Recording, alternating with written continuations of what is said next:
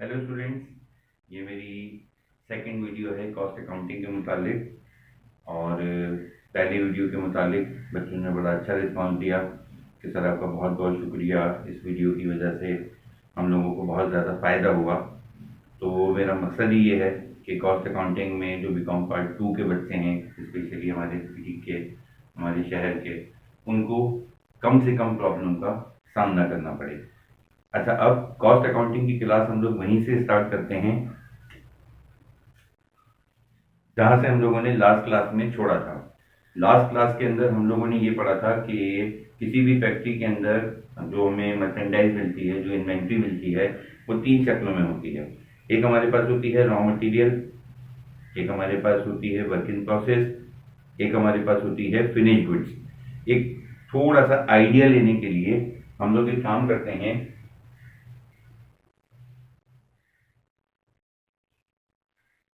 हम लोगों ने फैक्ट्री का ये एक छोटा सा नक्शा बना लिया।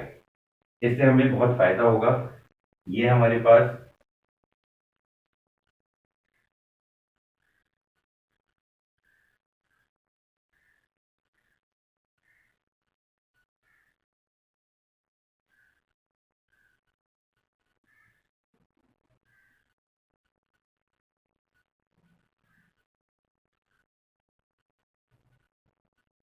हम लोगों ने इसको 5 मुख्तलिफ हिस्सों में डिवाइड किया। सबसे पहले ये हमारे पास है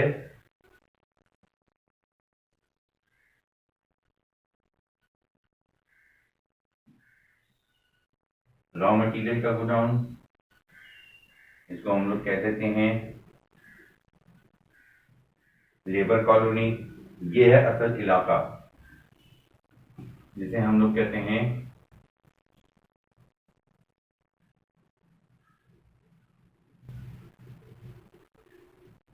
मैन्युफैक्चरिंग एरिया।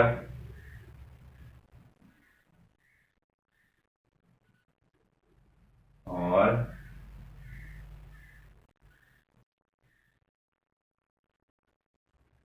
ये फिनिश गुड्स का गोदाम है। ये हमारे पास शोरूम, और ये हमारे पास इन और आउट के लिए गेट लगा हुआ है। जब हम लोग मटेरियल, रॉ मटेरियल परचेज करते हैं, हम लोग उस रॉ मटेरियल को यहाँ लाकर डंप कर देते हैं। यहाँ लाके हम लोगों ने रखा। अब यहाँ से हमारे पास डायरेक्ट मटेरियल आएगा, यहीं से हमारे पास इनडायरेक्ट मटेरियल आएगा। ये पॉइंट बहुत गौर से नोट कीजिएगा कि हमारे पास हम लोग जब रॉ मटेरियल परचेज करते हैं तो यहाँ लाके रख लेते हैं। अब उसके यूज के ऊपर होता है कि वो रॉ मटेरियल जो हमारे पास है, क्या वो डायरेक्ट मटेरियल है, क्या वो इनडायरेक्ट मटेरियल है, वो उसके यूज के ऊपर होता है। इनडायरेक्ट मटेरियल के अंदर फॉर एग्जाम्पल बटन, बुकरम, कीलें, इस टाइप की चीजें मैंने आप लोगों को बताई थी। तो ऐसा नहीं है कि ये हम लोग जो है वो 2-2, 4-4 करके लेकर आते हैं। ये भी हम लोग हमेशा बल्क में खरीदते हैं। बल्क में खरीदने की वजह से हम लोगों को एडवांटेज ये होता है कि बल्क में खरीदने की वजह से हमें चीजें निस्बतन क्वांटिटी डिस्काउंट की वजह से कम पैसों में पड़ जाती हैं, सस्ती पड़ जाती हैं, बिकम्स मोर चीपर। अब यहां से हम लोग डायरेक्ट मटेरियल लेकर आएंगे, यहां से हमारे पास डायरेक्ट लेबर भी आएगा, इनडायरेक्ट लेबर भी आएगा। यहां पर हमारे पास माल जो पहुंचेगा उसे कहते हैं वर्क इन प्रोसेस। यहां से माल तैयार होने के बाद फिनिश गुड्स के गोदाम में पहुंचेगा। फिर उसके बाद फिनिश गुड्स के गोदाम से शोरूम में हम लोग अपने पास सैंपल ले जाके रख देते हैं। ये हमारे यहाँ पर सैंपल रखे हुए होते हैं। कस्टमर यहाँ से इन होते हैं, शोरूम में आकर सैंपल देखते हैं। सैंपल देखने के बाद हमें ऑर्डर प्लेस करते हैं, और फिर उसके बाद हम उनको यहाँ से उनकी डिलीवरी रवाना कर देते हैं। इस पूरी चीज को हम लोग इस जगह से 2 हिस्सों में डिवाइड करके बयान करते हैं। पहली चीज हमारे पास जो इससे ऊपर तक का इलाका है, ये हमारे पास कहलाती है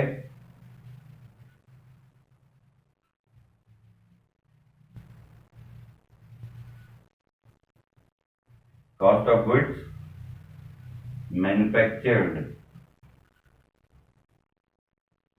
स्टेटमेंट। और इसके बाद वाले इलाके के लिए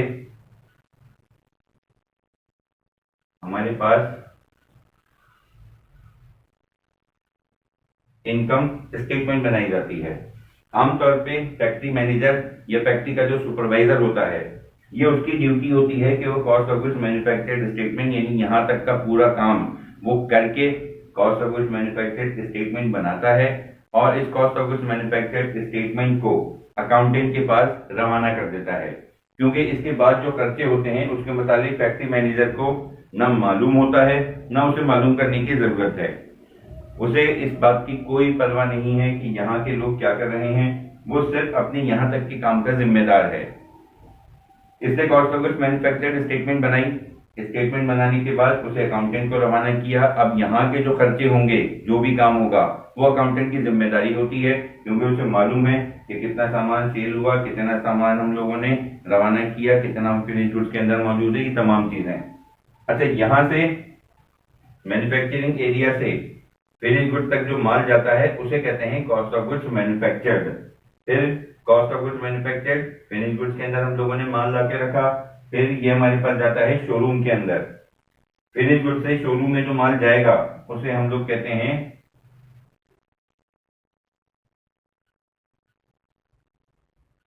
कॉस्ट ऑफ गुड्स सोल्ड, और इसके बाहर जो माल निकलेगा उसे हम लोग कहेंगे सेल। तो डेफिनेटली बीकॉम पार्ट 1 के अंदर भी हम लोग ये चीज पढ़ते हैं कि हमारे पास किसी भी किस्म की इनकम स्टेटमेंट हो वो हमेशा रेवेन्यू से स्टार्ट होती है। तो इनका रेवेन्यू जो इनकी कलेक्शन होती है वो हमारे पास रेवेन्यू क्या होता है, एक्सपेंस क्या होता है। इसके लिए मैंने बेसिक अकाउंटिंग की जो लेक्चर्स अपने पर डाउनलोड किए हुए हैं, आप उनको देख सकते हैं। रेवेन्यू यहाँ से माल गया, इसको सेल्स कहते हैं। सेल्स रेवेन्यू होता है, इतने का माल हमारी अपनी कॉस्ट आ गई, इतने में हमने उसको सेल किया, फिर उसके बाद यहाँ के अपने खर्चे, तो हम लोगों को पता चल जाता है कि हम लोगों को कितना प्रॉफिट या लॉस हुआ है। अब जो इसके अंदर सबसे पहली चीज हमसे आमतौर पे पूछी जाती है वो हमारे पास होती है cost of goods manufactured statement. देखिए, एक बात याद रखें कि अकाउंटिंग के अंदर प्रेजेंटेशन की बहुत अहमियत होती है। आप चीजों को किस तरह से प्रेजेंट करते हैं, और मुझे हमेशा याद रहेगा सारी जिंदगी, जब हम लोग आईसी में पार्ट 2 के अंदर कॉस्ट अकाउंटिंग पढ़ते थे तो हमने इसी तरह से, हमारे एक टीचर हुआ करते थे अब्बास मियां शेख साहब, जहां अल्लाह ताला उनको खुश रखे, उन्होंने ये काम हमारे लिए बहुत आसान कर दिया। हमने सर से पूछा कि सर ये cost of goods manufactured statement बनाने का आसान तरीका बताइए, और वाकई उस्ताद होता है, उन्होंने हमें एक बहुत ही आसान तरीका बताया।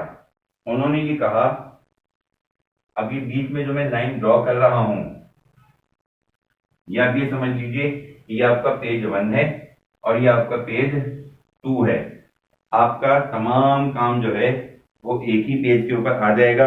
ये मैंने अपनी सहूलत के लिए इसको 2 हिस्सों में डिवाइड किया है। सबसे पहले तो ऊपर हेडिंग आ गई हमारे पास,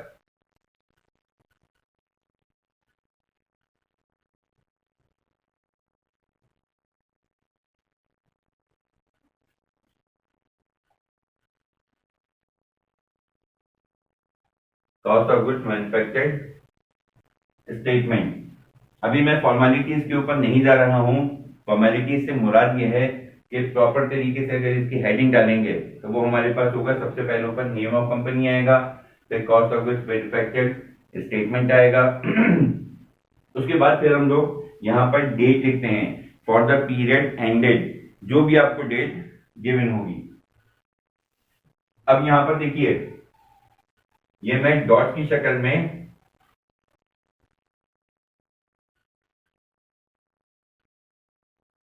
जो लाइंस ड्रॉ कर रहा हूं,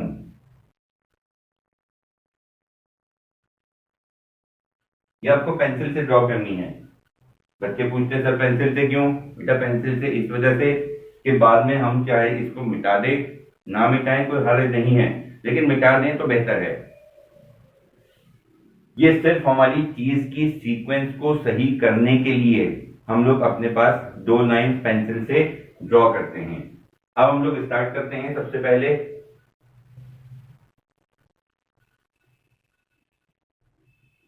रॉ मटेरियल बिगिनिंग, इसको बिगिनिंग भी कह सकते हैं, इसको ओपनिंग भी कह सकते हैं, एक ही चीज है, परेशानी की कोई बात नहीं है। अतः ये जो हमने कॉलम्स बनाए हैं ये फाइनल वैल्यू के लिए है। उससे पहले अगर हमें कुछ प्लस माइनस करना हो तो यहां करते हैं, और अगर उससे भी पहले कुछ प्लस माइनस करना हो, क्या करना हो ये भी हम लोग देखेंगे, वो हम लोग इस जगह पर करते हैं। कैसे? अभी देखिए, रॉ मटेरियल बिगिनिंग हमारे पास हम लोगों ने लिखा, फिर उसके बाद एड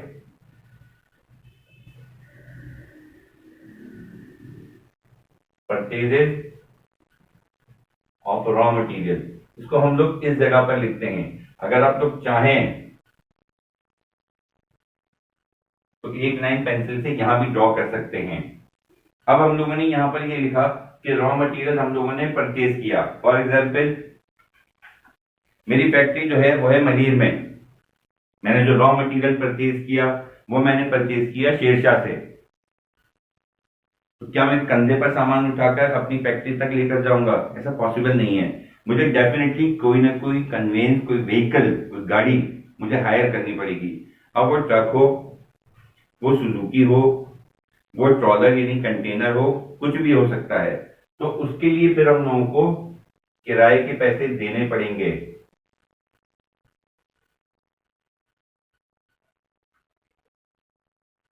ट्रांसपोर्टेशन इन, यहां एक बात आपको और बता दूं, मैं यहां पर लिख रहा हूं, इसको किसी और जगह पे लिख लीजिएगा। ये हमारे पास क्या होता है,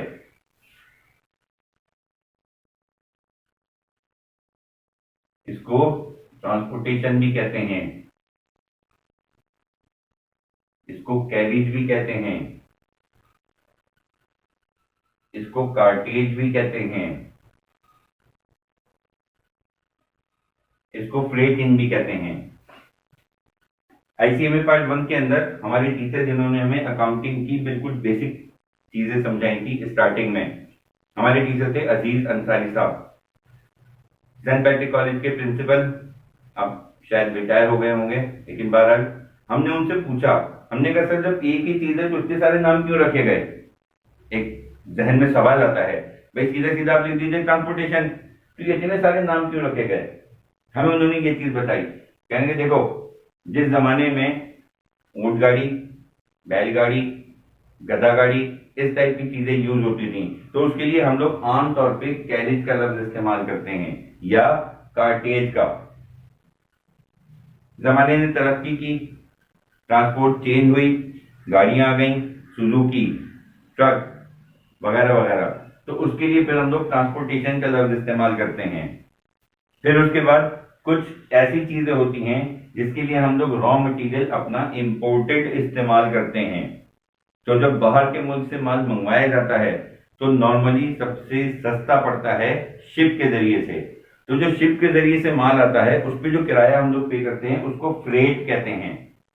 देखो एक ही काम हो रहा है, माल इधर से उधर ट्रांसफर हो रहा है, अब उसके बाद हमारे पास इधर से उधर ट्रांसफर करने में हम लोग मोड ऑफ ट्रांसपोर्टेशन कौन सा यूज कर रहे हैं उसके हिसाब से हमारे पास इसमें चेंज हो जाता है। ठीक, I think got my point. अब उसके बाद अगर मैंने माल बाहर से मंगवाया है तो मुझे उसके ऊपर गवर्नमेंट को इंपोर्ट ड्यूटी या कस्टम ड्यूटी भी पे करना पड़ेगी। इन दोनों चीजों को रॉ मटेरियल परचेजेस के अंदर ऐड करेंगे तो जो हमारे पास कॉस्ट आएगी उसके हम लोग कहते हैं delivered cost of raw material purchase. आसान लफ्जों में मैं ये कहूं कि हमारे गोदाम में पहुंच के माल हमें इतने का पड़ गया जिसको हम लोग प्रोडक्शन में यूज करेंगे। अभी डिलीवर्ड कॉस्ट हम लोगों ने लाके अपने पास गोदाम में माल को चेक किया, फिर जल्दी पैसे दे दिए, परचेजेस डिस्काउंट आ गया, कुछ माल खराब निकला तो ये आ गया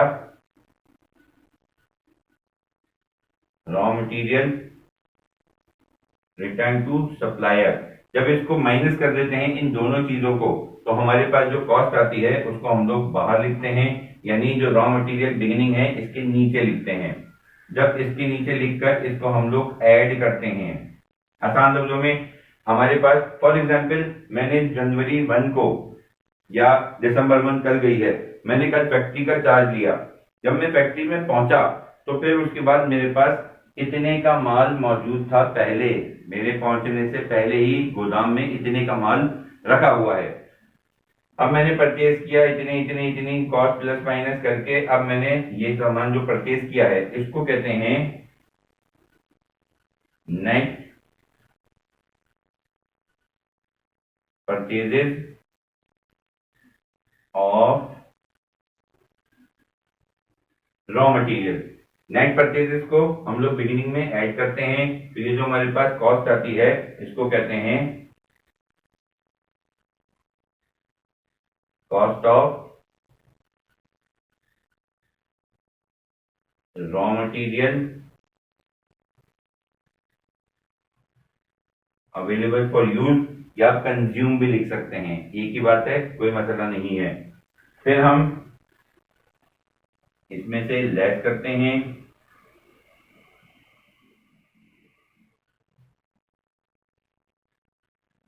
रॉ मटेरियल एंडिंग। और मुझे ये बताने की जरूरत नहीं है, आप लोग बीकॉम पार्ट 2 के स्टूडेंट्स हैं, कि हमारे पास लेस के लिए माइनस की साइन नहीं लगाई जाती, ब्रैकेट बनाया जाता है अकाउंटिंग में।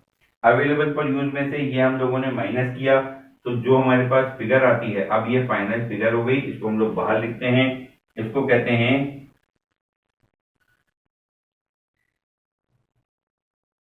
टोटल रॉ मटेरियल यूज्ड या कंज्यूम्ड। यानी रॉ मटेरियल हम लोगों ने प्रोडक्शन में इतना इस्तेमाल किया, इसको डायरेक्ट मटेरियल भी कह सकते हैं। फिर दूसरा खर्चा, इसके अंदर हम लोगों ने ऐड किया, ये हमारे पास कहलाता है डायरेक्ट लेबर। डायरेक्ट लेबर के अंदर जब डायरेक्ट मटेरियल को ऐड करते हैं तो हमारे पास जो कॉस्ट आती है उसको कहा जाता है प्राइम कॉस्ट। प्राइम का मतलब होता है इब्तिदाई, यानी इब्तिदाई तौर पे हम लोगों ने इतना खर्चा किया। अब इसके बाद आप लोग इसके नीचे से ही कंटिन्यू करेंगे, आप लोगों के पास बहुत जगह होगी। ये हमारे पास आ गई प्राइम कॉस्ट,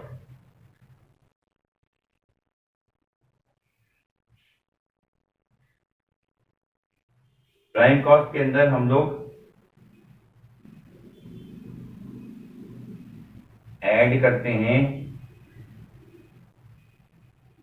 फैक्ट्री ओवरहेड। अच्छा, फैक्ट्री ओवरहेड जो है वो हमें आमतौर पे तोड़ के दिया जाता है, लेकिन कुछ सवाल ऐसे हैं कि जिसमें फैक्ट्री ओवरहेड की एक फिगर उन्होंने गिवन है, तो इस वजह से अगर फैक्ट्री ओवरहेड की एक फिगर गिवन है तो डायरेक्ट यहां पुट कर देते हैं, और अगर उन्होंने तोड़ के दिया हुआ है तो हम इसको हेडिंग बना देते हैं। यानी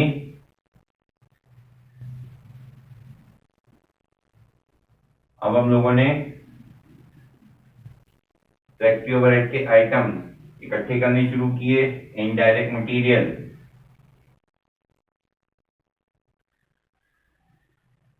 इनडायरेक्ट लेबर,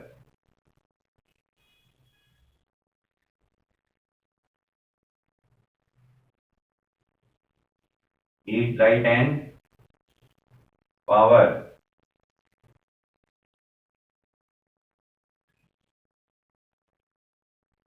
फैक्ट्री बिल्डिंग या मशीन डेप्रिसिएशन,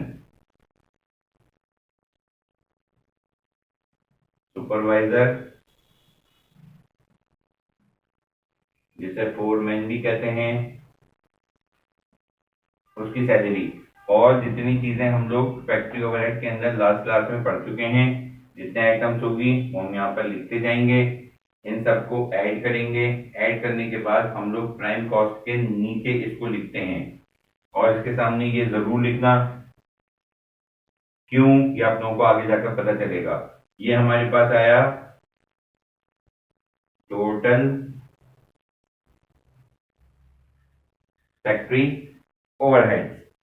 प्राइम कॉस्ट के अंदर फैक्ट्री ओवरहेड को ऐड करते हैं तो हमारे पास जो फिगर आती है इसको कहा जाता है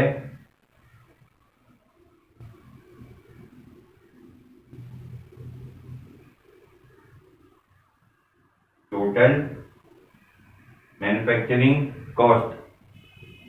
ध्यान से, ये टोटल मैन्युफैक्चरिंग कॉस्ट है, टोटल मैन्युफैक्चर्ड कॉस्ट नहीं है। बहुत बच्चे ये मिस्टेक करते हैं, बहुत बच्चे ये गड़बड़ करते हैं, टीचर को नंबर काटने का मौका मिल जाता है। ये बहुत ध्यान से आप लोगों को चीजें नोट करनी है। This is not total manufactured cost, this is total manufacturing cost. Last class में मैंने ये बताया था कि किसी भी जगह पर अगर हम लोग जाएं तो माल तैयार करने में हमें 3 चीजें जरूरी होती हैं, direct material, direct labour, factory overhead. Direct material, direct labour और फैक्ट्री ओवरहेड, तो तीनों को प्लस करके हमारे पास आ गई टोटल मैन्युफैक्चरिंग कॉस्ट। फिर उसके बाद इसमें हम ऐड करते हैं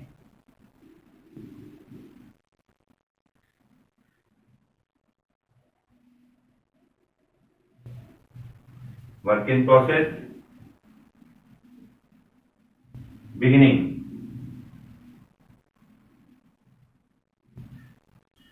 जब इसको ऐड करते हैं तो यहां हम लोग लिखते हैं टोटल वर्क इन प्रोसेस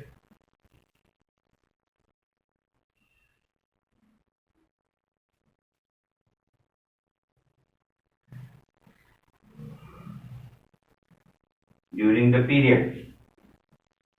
फिर पीरियड एंड के ऊपर, अब वो मंथ हो, 3 मंथ हो, ईयर हो, व्हाटएवर, जो भी सवाल के अंदर गिवन हो, हम लोग फैक्ट्री के अंदर जाते हैं और फिर उसके बाद हम लोग ये देखते हैं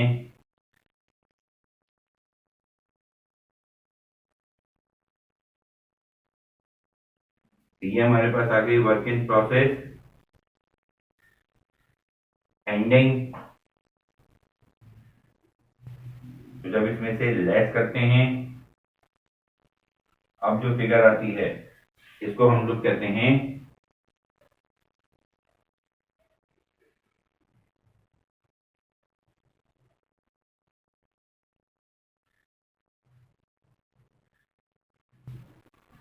कॉस्ट ऑफ गुड्स मैन्युफैक्चर्ड। यानी माल को तैयार करने में जो टोटल हमारा खर्चा हुआ है वो इतना हम लोगों ने खर्चा किया है कि जिसके अंदर हम लोगों ने माल को तैयार किया।